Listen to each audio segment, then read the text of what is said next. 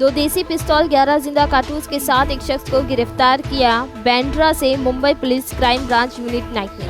Mumbai police crime branch unit 9 को खबर मिलने पर बांद्रा वेस्ट रंगशाला के गेट के नजदीक एपीसी को कंस्ट्रक्शन साइट के गेट के पास एक शख्स को पकड़ा।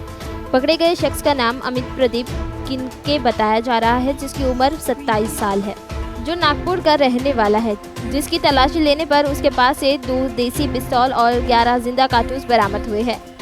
पकड़े गए आरोपी के खिलाफ आर्म एक्ट के तहत मामला दर्ज कर आगे की पुलिस कार्रवाई शुरू की गई है। पुलिस पता लगा रही है कि पिस्तौल आरोपी के पास कहां से आई।